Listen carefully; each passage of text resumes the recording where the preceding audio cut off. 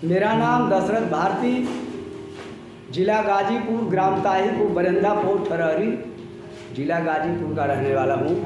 एक मिशन गीत गाने जा रहा हूँ, उसको आप लोग सुनिए।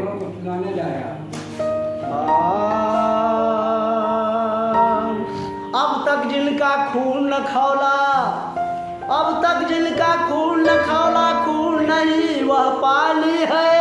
महापुरुषों के आंदोलन में काम न आए, उसकी व्यर्थ जवानी है। हे बाबू, लेकिन साहब मेश्राम जो परिवर्तन यात्रा, हमारे साहब मेश्राम परिवर्तन यात्रा कन्याकुमारी से कश्मीर तक लेकर चले, उस यात्रा का नाम था परिवर्तन यात्रा।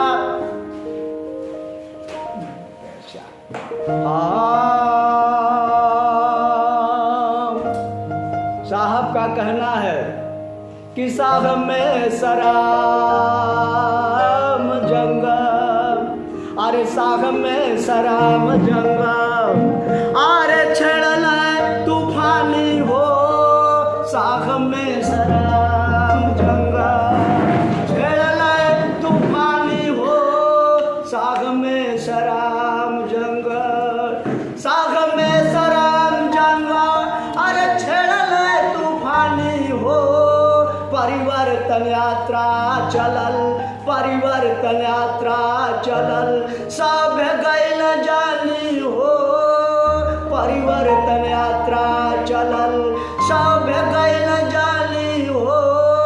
परिवर्तन यात्रा चलल, पूरे भारत में जिला जिला पे चले। साहब को कहना है, क्या कह रहे थे साहब? अरे मूला निवासी के रहे समुझाई, मूला निवासी को रहे समुझाई, हक अधिकार खातिर करबा लड़ाई, हक अधिकार खातिर करबा लड़ाई।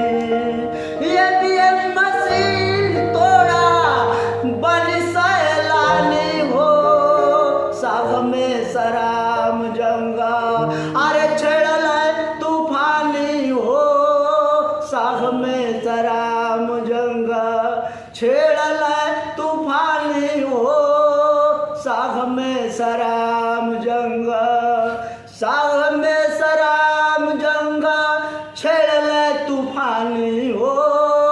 परिवर्तन यात्रा चलल, परिवर्तन यात्रा चलल, सभ्य गैल जाली हो। परिवर्तन यात्रा चलल। साहब परिवर्तन यात्रा में जिला जिला पर समझा रहे हैं और कह रहे हैं कि अगर बैलेट पेपर से चुनाव नहीं होगा तो 2024 में हम ईवीएम मशीन को तोड़ेंगे, ये साहब का ऐलान है। लेकिन दूसरी कड़ी में कहना है क्या कि बाभन विदेशी हमरे देशवा में आइला, बाभन विदेशी हमरे देशवा में आइला, छाला कपट से मूली निवासी के सतावाला, छाला कपट से मूली निवासी के सतावाला।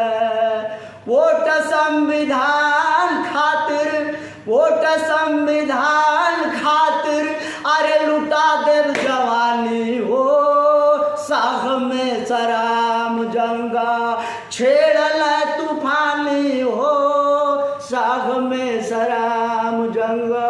अरे बाबू, ये भाजपा, ये विदेशी हैं। 3.5% के लोग बाहर से विदेश से आकर के हमारे महापुरुषों को छल कपट से छीन करके और राज गद्दी पर बैठ गए। तो कहना है, इन लोगों का कहना है 3.5% का कि हम संविधान को खत्म कर देंगे। लेकिन जिस दिन संविधान खत्म होगा, साहब मेश्राम का कहना है कि हम इस जवानी को कुर्बान कर देंगे, लेकिन संविधान और वोट के अधिकार को हम खत्म नहीं होने देंगे।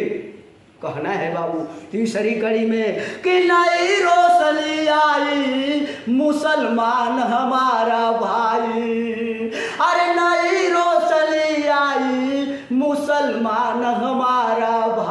आई, रेसिया से बाभन आई, बाभन कलम कसाई।